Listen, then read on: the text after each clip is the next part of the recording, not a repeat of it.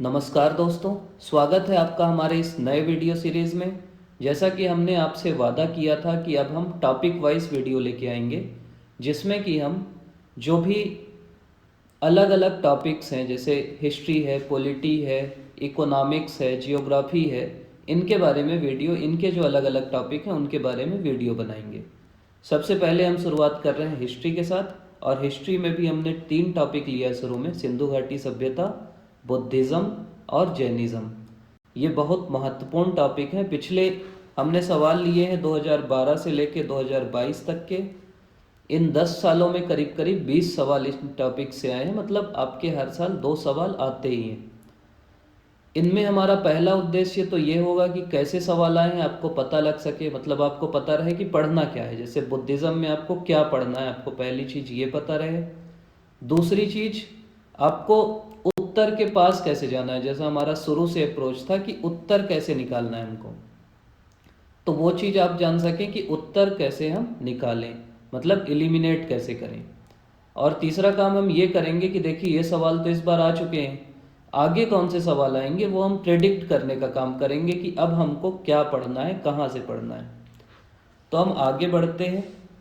पहला सवाल जो है कि हड़प्पा सभ्यता की खुदाई में मिले अवशेषों के आधार पर क्या सही नहीं है। पहला ऑप्शन इसका है कि सभी तरह के निर्माण कार्य के लिए एक आकार की ईंट का उपयोग किया जाता था।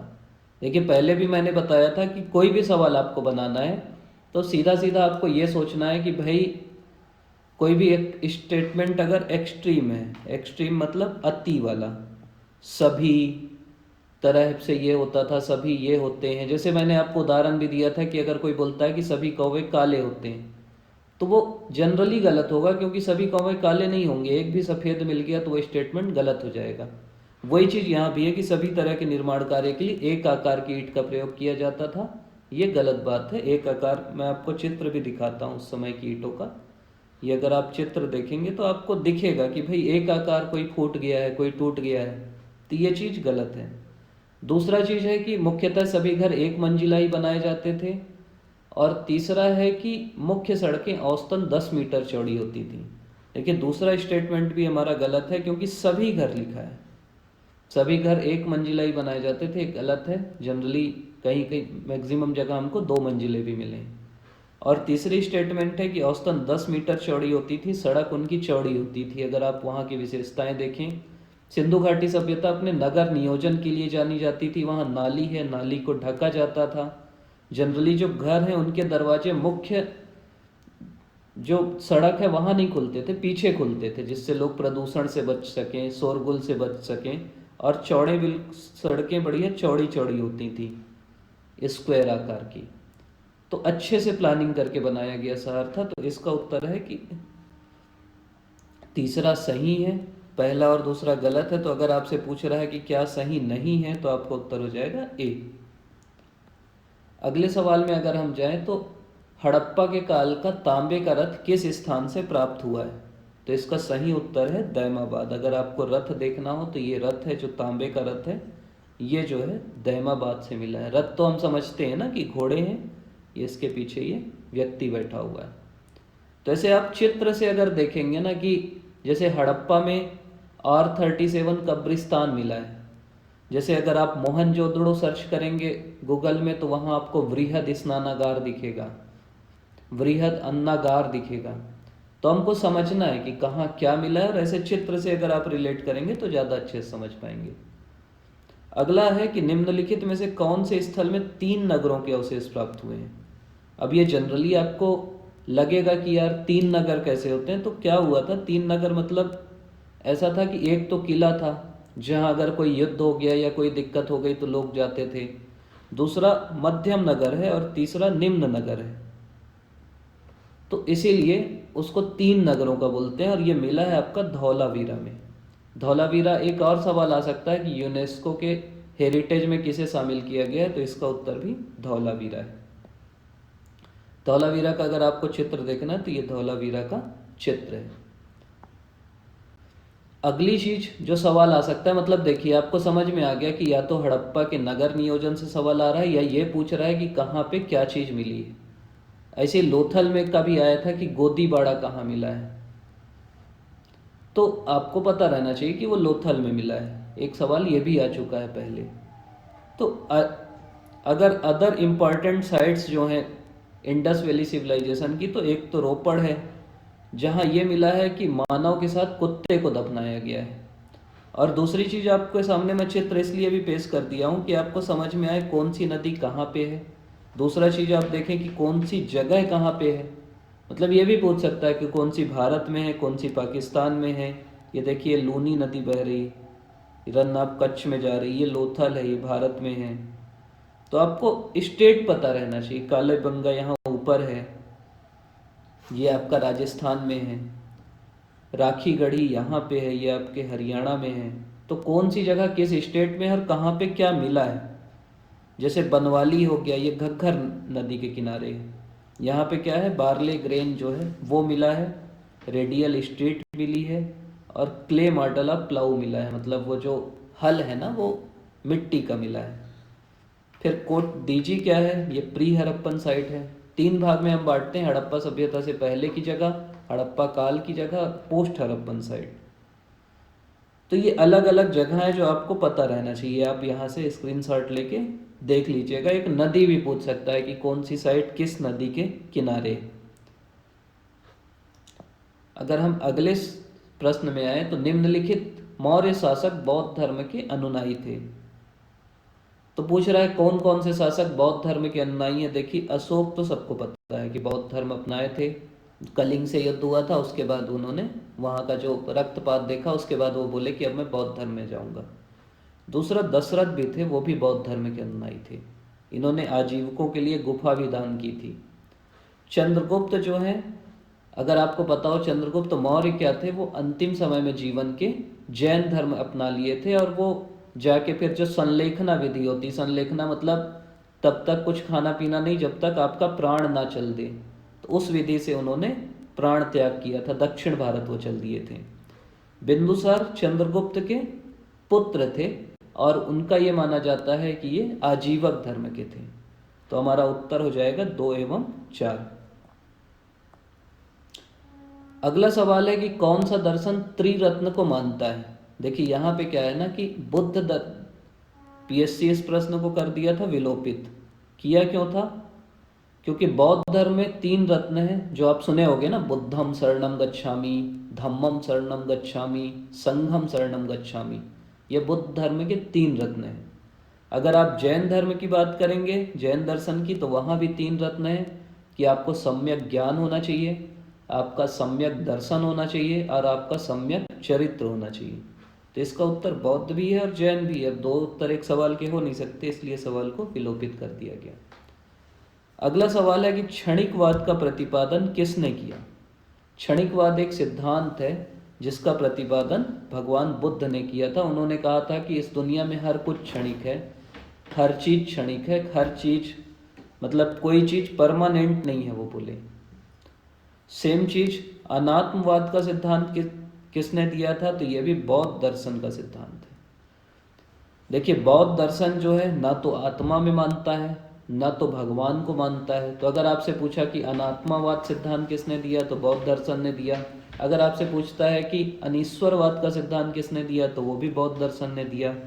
अगर आपसे पूछता है कि क्षणिकवाद का सिद्धांत किसने दिया, तो वो भी बौद्ध दर्शन का सिद्धांत है, भगवान बुद्ध ने दिया था। लेकिन एक चीज़ और ध्यान रखिए कि आपको ऐसा भी लग सकता है कि पुनर्जन्म को नहीं मानेगा।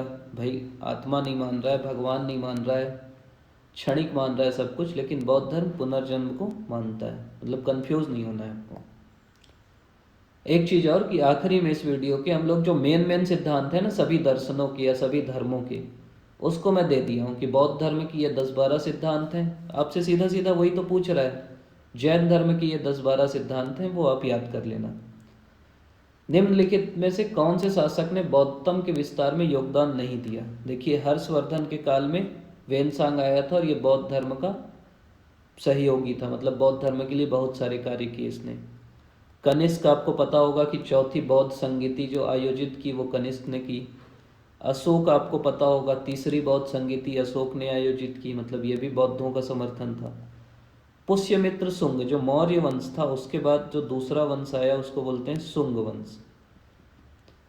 मौर्य वंश का जो अंतिम शासक था उसका ये सेनापति था पुष्यमित्र शुंग, और इसने पूरी सेना के सामने उसका सिर कलम कर दिया और बोला कि अब से हमारा शासन होगा, मतलब तुम बहुत बौद्ध बौद्ध हो गए, अब बौद्ध शासन का अंत होगा। और ऐसा बोलते हैं कि 84,000 स्तूपों को खत्म करा दिया। एक प्रकार के इतिहासकार ये बोलते हैं, दूसरे ये बोलते हैं कि इतना क्रूर नहीं था, कुछ कुछ काम भी किया है, लेकिन ये तो पता है कि बौद्ध धर्म का ये नहीं था, बौद्ध धर्म के खिलाफ आया था ये। तो इसका उत्तर होगा पुष्यमित्र शुंग। 9 बौद्धवाद के प्रतिपादक कौन है? आपको अगर पता होगा कि डॉक्टर अंबेडकर जो थे वो एक कोट बोले कि मैं भले ही हिंदू होके पैदा हुआ हूँ लेकिन हिंदू बन के मैं मरूंगा नहीं, और वो अलग अलग धर्मों को देखने लगे कि मैं कौन सा धर्म अपनाऊं। अंत में उन्होंने देखा कि बौद्ध धर्म, क्योंकि समानता की बात होती है, तो वो बौद्ध धर्म अपनाए 1956 में। ये भी सवाल आ सकता है कि कहाँ अपनाए, तो ये अपनाए हैं नागपुर में। नागपुर में एक बड़ी सभा होती है जिसमें लाखों लोग के साथ वो बौद्ध धर्म अपनाते हैं और बोलते हैं कि हम समानता की बात करेंगे, इसीलिए उनको नव बौद्धवाद बोलते हैं। देखिए बोलते भी हैं कि बौद्ध धर्म विश्व शांति के लिए बेजोड़ है। बौद्ध धर्म के अनुयायियों को यह समझना चाहिए कि यह न केवल अपने आप को स्वतंत्र करने के लिए काम करेगा बल्कि सामान्य रूप से देश और विश्व के उन्नयन का भी काम करेगा, मतलब ये बौद्ध धर्म को समर्थक थे। अगला है विशुद्धि मग्ग के रचयिता कौन है? मतलब बौद्ध धर्म से रिलेटेड किताब भी आ रही, इसका उत्तर है बुद्ध घोष। विशुद्धि मग्ग मतलब होता है पाथ ऑफ प्यूरिफिकेशन, मतलब कि अपने को प्योर करने का रास्ता। ये थेरवाद बुद्धिज्म, मतलब थेरवाद एक बुद्धिज्म का प्रकार है, उसके लिए लिखी थी श्रीलंका में बुद्ध घोष ने ये किताब। अगर नागार्जुन के बारे में आप जानेंगे तो वो 2nd सेंचुरी एडी के थे और वो महायान बुद्धिस्ट थिंकर थे। पद्म संभव की बात करेंगे तो वो बौद्धिक थे जो तंत्र मंत्र वाली बात की। तिब्बत में जो बौद्ध धर्म है ना वो तंत्र मंत्र वाला है, और इन्हीं को पद्म संभव को बोलते हैं कि उन्होंने वहाँ तिब्बत में जाके पहली जो मोनेस्ट्री थी वो बनाई। वसुबंधु जो हैं एक बुद्धिस्ट टीचर हैं और महायान बुद्धिज्म के एक स्कॉलर हैं। तो ये जो 4 लोग हैं इनके बारे में आपको पता चला। अगली चीज़ वही कि बौद्ध परिषद के अध्यक्ष कौन कौन है। तो इसमें सीधा सीधा सवाल देखिए 3-4 प्रकार से ये आ सकता है, ये आपके सामने ही। बौद्ध परिषद 4 हुई हैं, पहली, दूसरी, तीसरी, चौथी। पहली कब हुई है? जब भगवान बुद्ध की मृत्यु हुई 483 ईसा पूर्व में। उस समय राजा था अजातशत्रु, उसकी राजधानी थी राजगृहा। वो सभी बौद्ध वालों को बुलाया कि भाई आओ। उनके जो अध्यक्ष बने उनका नाम था महाकश्यप, और महाकश्यप की अध्यक्षता में पहली बौद्ध संगीति हुई। अब ये ना आप कोड से याद कर सकते हो, जैसे RAM, R से राजगृहा, A से अजातशत्रु, M से महाकश्यप। ऐसे आपको अपने हिसाब से आप कुछ भी याद कर सकते हो। उसके 100 साल बाद कालाशोक राजा था, वो अपनी राजधानी वैशाली लेके जाता है और फिर वहाँ सुब्बा कामी जी की अध्यक्षता में दूसरी बौद्ध संगति होती है। फिर राजा अशोक बनता है 250 में, जब वो कलिंग युद्ध के बाद बौद्ध धर्म में आ जाता है, दुनिया में बौद्ध धर्म को फैलाने लगता है, तो अपनी राजधानी पाटलिपुत्र में मोगलीपुत्र तिस्स की अध्यक्षता में वो बौद्ध संगीति आयोजित कराता है। ये तीनों ईसा पूर्व में होते हैं। और 72 ईस्वी में कनिष्क जो है वो कुंडलवन जो कश्मीर में है वहाँ बौद्ध संगति चौथी आयोजित कराता है, जिसके अध्यक्ष होते हैं वसुमित्र और उपाध्यक्ष होते हैं अश्वघोष। तो कहीं से भी सवाल आ सकता है कि दूसरी बौद्ध संगति का अध्यक्ष कौन था, किसके काल में हुई, कहाँ कराई गई, तो आपको सभी के लिए तैयार रहना है। वर्धमान महावीर के जीवन के संबंध में क्या सही नहीं है? उन्हें 24वां और अंतिम तीर्थंकर माना जाता है, सही बात है। उनकी माता लिच्छवी के राजा चेतक की बहन थी, ये भी सही बात है। उन्होंने अपने जीवन काल में विवाह नहीं किया, ये गलत बात है। भगवान महावीर ने भी विवाह किया था और भगवान बुद्ध ने विवाह किया था, आपको पता होगा। और विवाह करने के बाद फिर उन्होंने अपना घर छोड़ा था। उन्होंने 527 ईसा पूर्व में पटना के निकट पावापुरी में देह त्याग किया, ये भी सही बात है। इन्होंने पावापुरी में देह त्याग किया था और भगवान बुद्ध ने कुशीनगर जो है वहाँ देह त्याग किया था।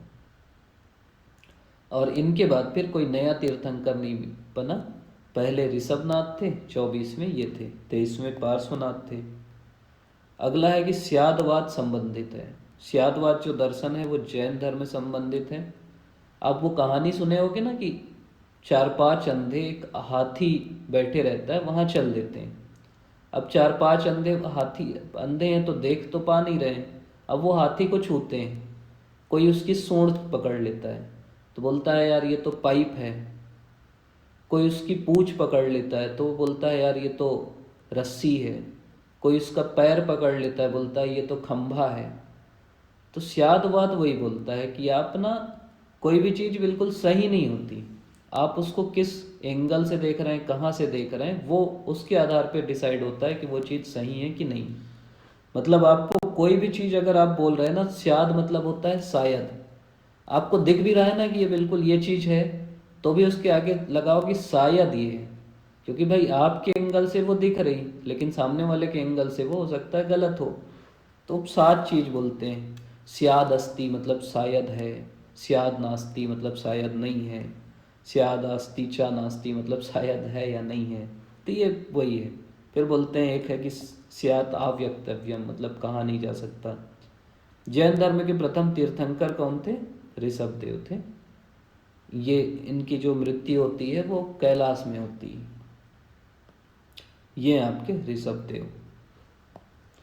ये चीज़ पहले भी मैं बताया था कि आपको तीर्थंकर याद रखना है, उनके सिंबल याद रखना है। सिंबल मतलब हर तीर्थंकर के अपने सिंबल हैं। जैसे ऋषभदेव के का सिंबल है बुल, बैल, और उनको निर्वाण मिलता है अष्टपाद कैलाश में। ऐसे अलग अलग चिन्ह हैं आपके। 23वें पार्श्वनाथ हैं जिनका सिंबल है स्नेक, उनको निर्वाण मिलता है सम्मेद शिखर में, झारखंड में ये। 24वें महावीर जिनका सिंबल है शेर, और ये पावापुरी जैसे अभी हमने देखा वहाँ इनकी मृत्यु होती है। अगला है कि अणुव्रत किस धर्म से जुड़ा है? अणुव्रत जो है ये जुड़ा है जैन धर्म से। तो ये आपको पता रहना चाहिए कि अणुव्रत व्रत है एक प्रकार का, जिसमें आप सुने होंगे ना कि जैन धर्म में 5 अणुव्रत होते हैं। सत्य, अहिंसा, अस्तेय, अपरिग्रह और ब्रह्मचर्य। सत्य मतलब सत्य बोलना, अहिंसा मतलब हिंसा नहीं करना, अस्तेय मतलब चोरी नहीं करना है, अपरिग्रह मतलब ज़रूरत से ज़्यादा नहीं रखना है, और ब्रह्मचर्य मतलब आप समझते ही हो। तो ये जो 5वां ब्रह्मचर्य है ना, इसी को जोड़े हैं आपके 24वें तीर्थंकर महावीर जी। तो ये आपको पता रहना चाहिए कि अणुव्रत अब किससे संबंधित है? तो जैन दर्शन से संबंधित है। ये चीज़ मैं जो आपको बोल रहा था कि बोनस आखिरी में आपको मिलेगा। जैन धर्म के ना कई चीज़ें, जैसे एक है 5 अणुव्रत, वही सत्य, अहिंसा, अस्तेय, परिग्रह। 3 गुणव्रत, अभी हम लोग डिटेल में पढ़ेंगे तो मैं आपको बताऊंगा कि क्या क्या गुणव्रत हैं। इतना नहीं पूछता वो, सीधा सीधा अणुव्रत किससे संबंधित है, गुणव्रत किससे संबंधित है, 7 शील किससे संबंधित हैं, ये भी जैन धर्म से। अनेकांतवाद किससे संबंधित है, ये भी जैन धर्म से। अनंत चतुष्टय किससे संबंधित है, जैन धर्म से। धर्म के 10 लक्षणों की बात किसने की है, जैन धर्म ने। तो आपको ये पता रहना चाहिए कि ये सब चीज़ जैन धर्म से हैं। अणुव्रत, गुणव्रत, शील, अनेकांतवाद, अनंत चतुष्टय, धर्म लक्षण। अगर बौद्ध धर्म की बात करें, ये तो हम पढ़ ही लिए कि अनात्मावाद किससे संबंधित है, बौद्ध धर्म से। मतलब वो ना तो आत्मा को मानते ना ईश्वर को मानते, मतलब अनीश्वरवाद भी बौद्ध धर्म से। क्षणिकवाद भी बौद्ध धर्म से, मतलब वो मानते हैं दुनिया क्षणिक है, कभी कुछ भी हो सकता है आपके साथ। एक कहानी आप सुने होंगे कि एक बार गौतम बुद्ध के पास एक महिला आई, बोले कि मेरा बेटा की मृत्यु हो गई, मैं बहुत दुखी हूँ। तो गौतम बुद्ध उसको बोले कि जाओ तुम हर घर में जाओ और ऐसे घर से मेरे लिए दान लेके आओ जहाँ कोई कभी मृत्यु ना हुई हो, जहाँ कोई दुखी ना हुआ हो। पूरे शहर घूमी, उसको ऐसा कोई घर नहीं मिला जहाँ मृत्यु ना हुई हो, जहाँ कोई दुखी ना हुआ हो। वो समझ गए उनका संदेश कि पूरी दुनिया दुखमय है।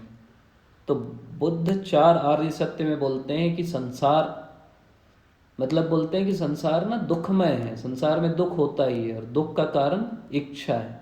मतलब आप इच्छा करते हो तो दुख तो होगा, क्योंकि पूरी इच्छा पूरी होगी नहीं।